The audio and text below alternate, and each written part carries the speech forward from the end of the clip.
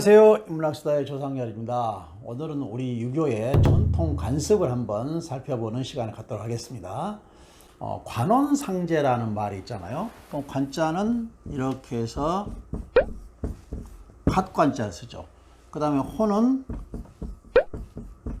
혼이 되죠. 그 다음에 상은 초상상자라고 해서 이 상이 됩니다.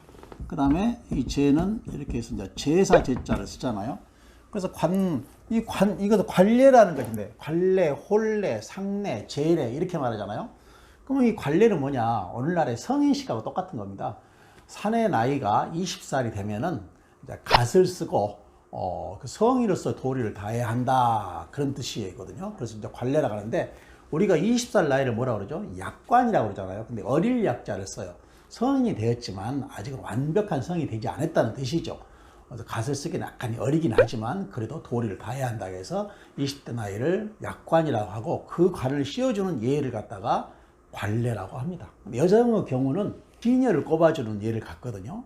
그러면서 비녀 계자를 써서 계례라고도 합니다. 근데 이때에 남자의 경우는 관례식을 하면서 이름 대신 부르는 것이 또 하나 있어요. 자라고 합니다. 자.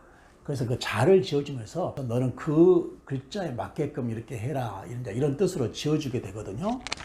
그래서 이렇게 관례가 있고, 그 다음에 결혼식 하는 혼례, 초상을 치르는 상례, 제사를 지는 제례, 이 사례가 있는데, 이 중에서도 제일 까다롭고 좀 이론이 분분한 것이 바로 이 상례예요. 초상.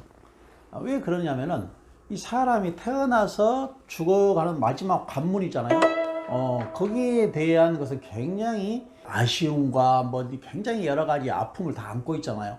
그래서 그런 여러 가지 의식이나 이런 것들이 복잡하고 이런도 구구분분한 것이 바로 이 상례입니다. 그래서 또 지방마다 좀 다르기도 해요, 이 자체가. 그래서 이제 이 상례에 또 얽힌 그런 그 우스개도 상당히 많이 있죠. 어느 상가에서 있었던 이야기인데요.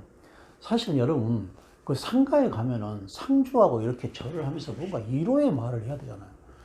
그런데 어떤 무식한 사람이 자기 사돈네 집에 상가에를 가게 됐더랍니다. 사도니까 굉장히 어렵잖아요. 그런데 이 상가에 가서 본인이 굉장히 유식하다는 것을 그냥 팍 한번 심어주고 싶은 거예요. 그래서 굉장히 어려운 문구를 막 외워가지고 막 간 거예요. 그 말이 바로 에이고를 당하시어 상사 말씀 뭐라 여쫒사올까, 이 말이거든요. 그럼 여기서 에이고가 뭐냐면은 슬플 애자예요. 그 다음에 이 이자에다가 우리가 고자가 있는데, 괴롭고 슬프다 해서 고통할 때 고자잖아요. 그러니까 이 슬플 애자, 이 슬픔과 고통을 당했다는 것을 에이고라고 합니다. 이걸 줄여서 에고라고도 말을 하는 거거든요. 그래서 에이고를 당하시어 상사 말씀, 상사라는 것은 아까 말한 것처럼 초상상자 상례잖아요. 그래서 상사, 초상난 일사란 뜻이죠. 그래서 에이고를 당하시어 이 초상난 일사, 상사 말씀 뭐라 여쫒사오리까, 이거 너무나 할 말이 없다, 이렇게 애통하다는 뜻으로 옛날에는 완곡하게 그렇게 표현을 합니다. 그런데 이 사람 계속 그 사돈댁에서 상가를 가면서 외워갖고 간 거예요. 그냥 에이고를 당하시어 상사 말씀 뭐라 여쫒사오리까, 에이고를 당하시어 상사 말씀 뭐라 여쫒사오리까. 근데 막상 딱 상가에 도착해서 상주하고 딱 절을 하면서 에이고를 딱 말하려고 하는데 그 어려운 말을 다 잊어먹어버린 거예요. 한 번도 실전에 쓰지 않았기 때문에 갑자기 사돈의 그 엄숙한 표정을 보자 그 외웠던 것이 다 잊어버린 거예요. 그래서 갑자기 엉뚱한 말이 튀어나와 버렸어요.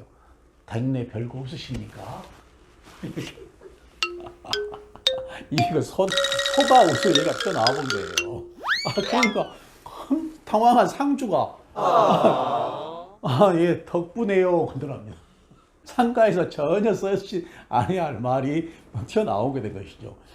실제로는 우리가 인사를 할 때 그냥 상투적으로 댁내 별거 없으십니까? 이렇게만 쓰잖아요. 그러면 그냥 담내로 예, 덕분에요 이렇게만 쓰잖아요. 그 말이 그냥 상가에서 그대로 써지게 된 것이죠. 이제 이 얼척없는 말을 둘이 주고받고 하다가 보니까 다음 말을 이어갈 수가 없게 된 거예요. 그러다 보니까 그 문상 왔던 그 사람이 이렇게 고개를 들어보니까 저기 마당가에 그냥 나무가 있는데 그 나무에 까치가 깍깍 울고 있거든요. 그러니까 그냥 혹시 저 까치도 저 사돈께서 키우신가요? 이렇게 물었답니다. 그러니까 그 사돈이 하는 말이 머리를 터뜨리면서 예 하고 어쩌은 표정을 짓다라는 말이 있어요. 이거 우스개 이야기긴 한데, 상가에서는 사실 아주 뭐 어려운 이야기를 막 해서 막 위로를 해줄 그럴 필요가 없는 겁니다.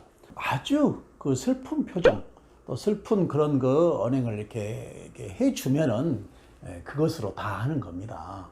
그리고 사실은 이 상가에서 상주는 슬프지만은 이 문상을 간 사람은 그 사람의 관계에 따라서 슬프냐 안 슬프냐 정해지는 거거든요. 아주 나하고 절친한 관계라든지 또는 아주 무슨 뭐 가까운 뭐 친인척 관계라든지 거기다 보면 굉장히 또 슬플 수가 있겠죠. 또는 망자가 아주 애통하게 뭐 이렇게 죽음을 당했다든지 뭐 그럼 더 슬플 수 있겠죠. 그렇지만 아주 뭐 호상이에요. 또 관계도 아주 멀어요. 그러면은 그다지 막 그렇게 막 아주 애통해하는 그런 비통해하는 슬픔 이야기가 나올 수가 없는 것입니다. 그래서 이 상가도 상대에 따라서 우는 소리가 다르다 이렇게 볼 수가 있어요.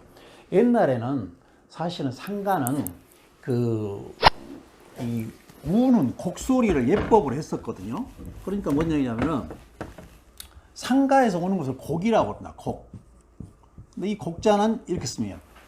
그래서 우리가 개견자, 우개, 입구자가 두 개 있잖아요. 그래서 이 곡은 눈물을 반드시 흘려야 된다는 것이 아니라 소리를 중요시 여깁니다. 그래서 옛말에 이런 말이 있어요. 상가의 그 상주의 곡소리가 담장을 넘어가지 않으면 그 집은 부유자식이다. 이런 말이 있어요. 그래서 곡을 계속 하게 합니다. 아이고, 아이고, 아이고, 아이고, 막 하다가 또 누가 서울에서 손님이 오면은 뭐 차가 안 밀리던가? 혹시 애들은 잘 있지? 막 얘기하다가 또 돌아서서 아이고, 아이고 하면서 곡을 크게 하는 거예요. 그래서 곡소를 내는 것을 상가의 예법을 줬다. 그런 말이 있습니다. 혹시 여러분 중에 그 상가에서 혹시 그 이렇게 상주들이 대지팡이 이렇게 짓고 있는 거 봤어요? 혹시 대지팡이 짓고 있는 거? 그래서 옛날 그 전통 상가에서는 대부분 대지팡이를 짓고 있습니다. 그것은 이제 당금액이 설화라는 게 있는데, 당금액이라는 여인이 있었는데, 한 번은 승려하고 정을 통해 가지고 얘들 아들 셋을 낳던가 봐요. 그래 아들이 그냥 서서히 애를 키웠는데 그 애들이 커가지고 자꾸 이제 아버지를 찾는 거예요. 그러니까 이제 우리 아버지 어디 갔어? 우리 아버지 어디 갔어? 그러니까는 이 당금애기가 그냥 궁색해지잖아요. 그래서 그냥 내가 대밭에다가 오줌 좀 쌌더니 너희들이 태어나고 주워왔다 이렇게 변명을 했어요. 근데 아이들이 이제 커가지고 대밭에를 갔습니다. 가지고 우리 아버지 찾는다고 막 대밭을 돌아다니니까 그 대들이 하는 말이 너희 아버지가 아닌데 사실은 나를 배워다가 이 상가에 이렇게 대지팡이, 상주지팡이를 쓰게 써주면은 3년 동안은 너희 아버지 역할을 좀 해주마. 이런 얘기를 했다라고 그래요. 그래서 바로 그 대를 배워다가 아버지 상가에는 이렇게 상주지팡이로 쓰게 됐다라고 합니다. 사실은 이제 대는 이제 둥글잖아요. 그래서 둥근 통대는 둥근 것은 하늘을 상징하는 거거든요. 오행에서 네모난 것은 땅을 상징하고 둥근 것은 하늘을 상징하죠. 그래서 우리가 천온지방이라는 그런 문화가 있는데 바로 여기서 하늘을 상징하는 대가 아버지를 상징했다 해서 아마 대지팡이를 쓰지 않았나 이렇게 볼 수가 있습니다. 오늘 상가 이야기 꺼내봤습니다. 감사합니다.